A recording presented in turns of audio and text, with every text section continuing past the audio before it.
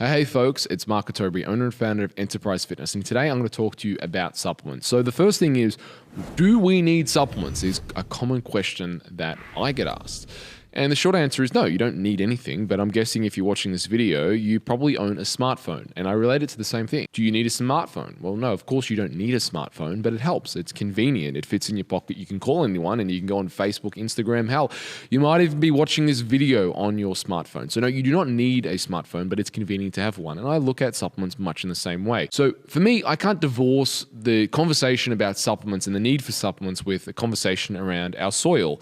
So our soil has been declining since we've started farming it, and the Industrial Revolution and basically modern farming. So the first 6 inches of topsoil should be the most fertile. But the problem with that is 1960s, 1970s, we as humans, we invented a fertilizer called NPK. NPK is nitrogen, phosphorus, and potassium. And they're 3 minerals out of approximately 57 that we put back into our soil. And because farms, for the most part, modern farms, aren't done in a way that is sustainable. And what I mean by sustainable is you have monocrop farms and polyparental farms where there is many plants and many things happening at once. And you've got the chickens and the cows and the animals all cohersing with the environment. And these days we normally move the animals away on one section and put the things that we're going to grow on the other section. You see this with monocrops, particularly soy, wheat, corn. But really what makes a healthy farm is what will happen is the sun will give life to the foliage or the plants,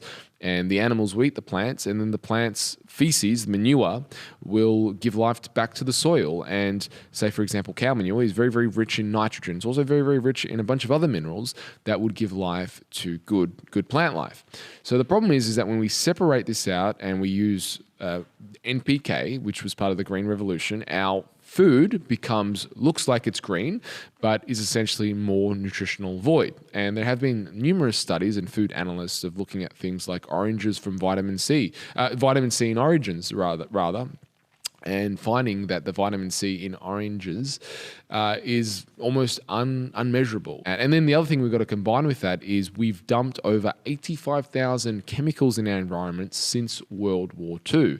So according to the EWG.org, or I should say the Environmental Working Group, you can check them out at EWG.org website, but we've dumped over 85,000 chemicals. So that's a huge problem. So our bodies are under more toxic load, which means fundamentally we need more nutrition. But we're not getting that from our food, you see. So because our soil is more depleted.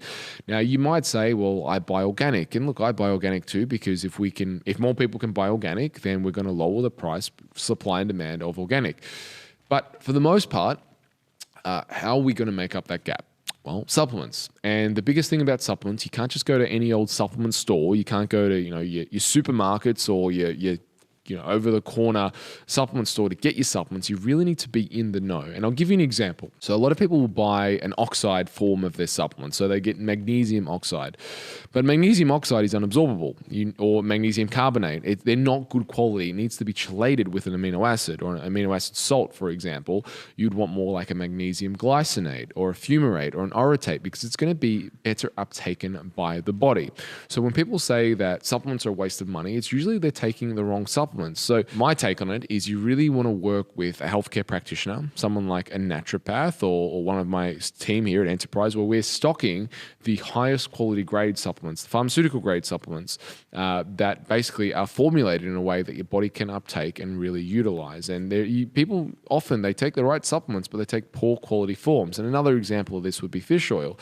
Most of the cheap fish oil that you see will be from cheap waters that are ultimately polluted and will contain high amounts of mercury. You buy more expensive, like pharmaceutical practitioner grade of supplements or practitioner grade fish oil, you're going to get fish oil that is from much cleaner waters with much lower levels of mercury. Now, it's impossible to say that all fish oil is going to be void of mercury, because that's simply not true, but you'll have a much less amount. So the point of this video is supplements aren't expensive urine, and if we applied the same reasoning to drugs, we would very quickly see that that's not completely correct. Like, just because something shows up in your urine doesn't mean it's not effective. It can certainly be effective and show up in your urine. And the other part of that is you want to make sure you know where you're getting what's in your supplements and where you're getting it. Make sure you're working or using things that are pharmaceutical or practitioner grade.